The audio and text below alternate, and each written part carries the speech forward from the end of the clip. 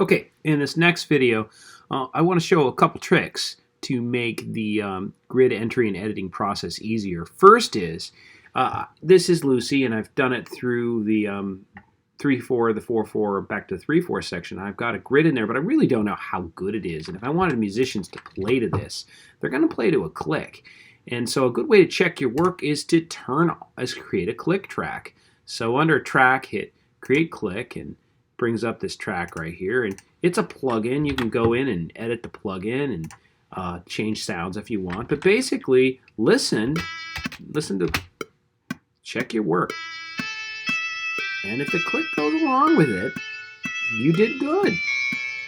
And it should speed up and slow down, and hearing the accents. You can even change the sounds if it gets lost in the track or you want a different sound.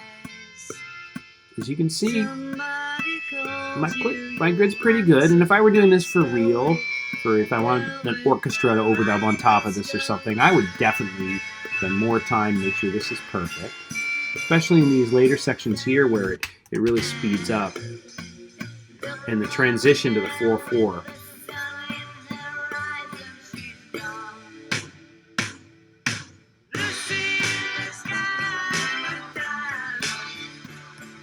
So that's one important trick. In fact, you may even want to turn this on the beginning of your editing process so that you listen to the click all the time. Okay, that's trick number one. Trick number two is a fancy thing called Beat Detective. Beat Detective will do a grid for you by itself. And let's just do it on the 4/4 section. What I'm going to do here is I'm going to go delete my precious beat markers that I created in the middle of this 4/4 section. So I've still got the first one and the last one, and it's saying the average tempo is 92.5. What I'm going to do is,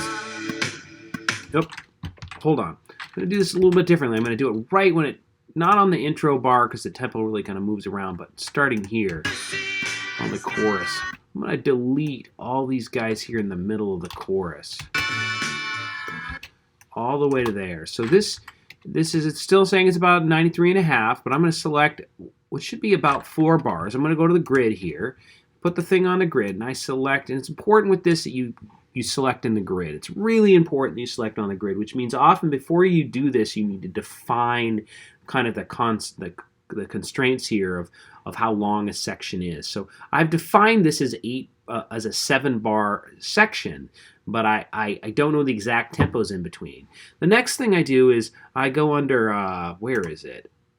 I don't remember where it's at. Event Beat Detective. I know the macro. It's Command 8. And it does a lot of really cool things, and one of them is it generates bar and beat markers. So we're going to do bar and beat marker generation. And I'm going to say, look, there's quarter notes in this section. And what it's going to do is listen to the transients. It's going to look for the snare drums and hi-hats and kicks and things that have a transient. It's going to analyze. And those pink things there are where it thinks the grid is. And sometimes it really messes this up. You can change your sensitivity to include more things or less things. You can include subbeats where it tries to add in 8th notes and 16th notes and stuff. You can even do it on the bar, which is kind of cool. Let's do beats. And if you see it helps you if you see anything you can add them, which, bummer, I just messed that up. So let's reselect that. I'm still on the grid. Let's reselect my 7 bars there. I'm a little over. There we go. I'm going to go to that tool here. You can add them, which is option. No, I can't remember which is command. I've forgotten. My apologies. Or you can definitely check the Pro Tools manual if you need to know how to do that. Or you can delete ones that are really off. Like that looks like it's off. I can even drag it into place, which didn't work right there because I was in Zoom. So I'm going to try to find that one again. I'm going to switch to the hand tool and move that guy over. Or I could outright delete ones that suck by holding Option and clicking on it. I'm going to undo that because that one was pretty good. And it looks pretty good. I mean, it looks roughly all right. So I'm going to zoom out, and I'm then going to generate. And it's going to ask me, do you want to move the audio? And I say, no, don't. Please preserve sample position.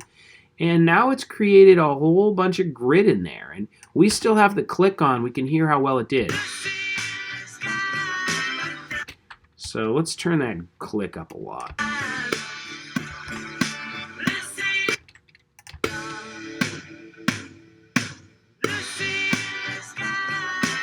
Messed up the first couple, didn't it? That first area got messed up, but it's missing a marker in there, and you could always go back and add one where it's missing, right? And put a marker in there, and then the metronome would know what to do. It's supposed to be, I think, beat 4 there. Oh, I'm messing it all up. But you get the idea. Oftentimes you do have to edit after the fact a little bit to get it right.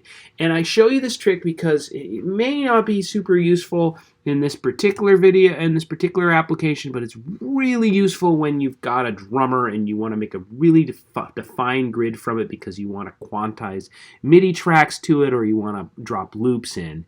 And this is how you do it. You create a grid from a drum performance. All right, I think that's the last of the videos. That should be enough. Okay, have a great morning, day, or night.